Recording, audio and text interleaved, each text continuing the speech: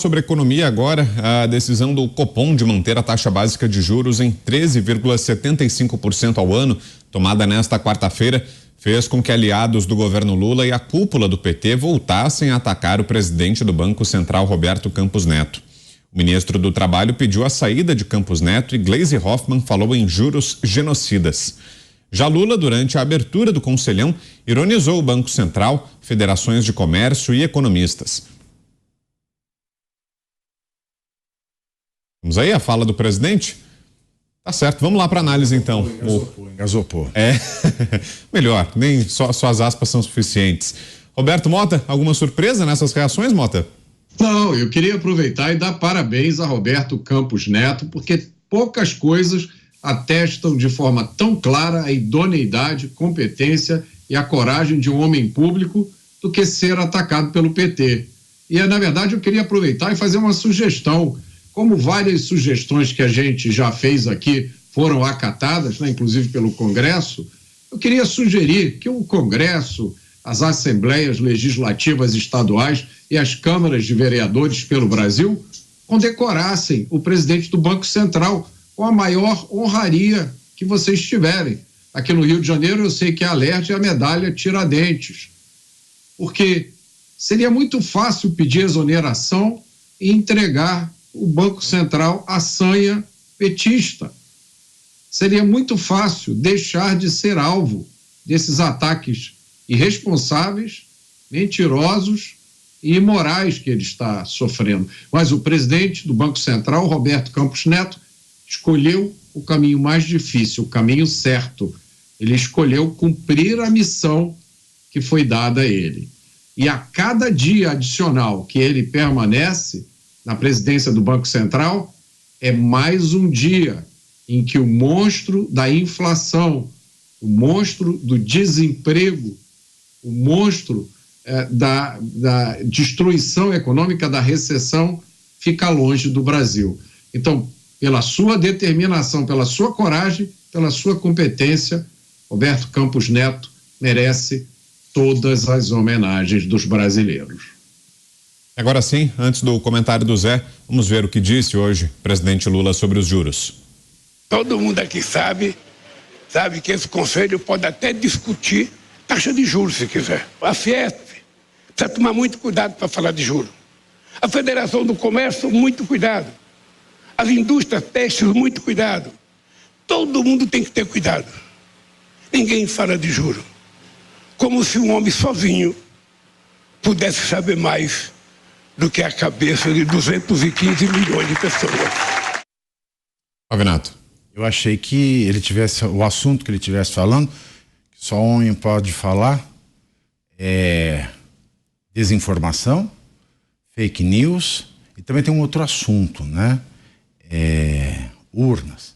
Não vamos entrar nesse tempo, vamos entrar aqui na declaração do Lula, que é muito preocupante, e entra nesta categoria de disseminação de ódio contra o presidente do Banco Central, Roberto Campos Neto. E na mesma toada, o que falou a presidente do PT, a Gleisi Hoffmann. Os dois disseminam desinformação. Por que Gleisi não fala o seguinte? Ela não fala em políticas genocidas, políticas econômicas genocidas. Por que ela não fala em atraso genocida na apresentação do arcabouço? Por que ela não fala em medida genocida de não cortar gasto? Por quê? Por que será? Porque o grande genocida, se esses juros são genocidas, eu estou partindo aqui da fala de Gleisi Hoffmann e da fala de Lula. Gleisi diz que os juros são genocidas. Se os juros são genocidas, a culpa é do Banco Central? Não.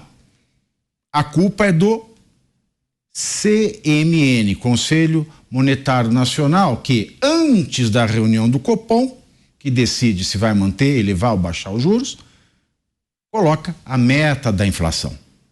E coloca a meta da inflação, e no CMN o governo tem assento, de acordo com as medidas de corte de gasto, com as medidas de teto ou âncora fiscal e com as políticas econômicas do governo. Só que o governo não faz a sua lição de casa.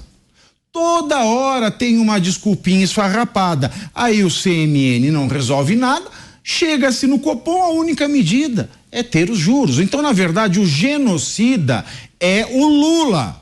Se os juros é genocida, o Lula é genocida. E neste país, todo mundo fala de juros. Só que o Lula fala só da boca para fora. Porque se tomasse alguma atitude, era capaz que o juro baixasse. E agora, descobrimos para que ele fez o Conselhão? Para ser claque dos absurdos que são os discursos dele. Porque esse discurso foi feito em frente ao Conselhão e aplaudido por pessoas do MST e da envergadura moral e ética de um Felipe Neto. Diga, Zé.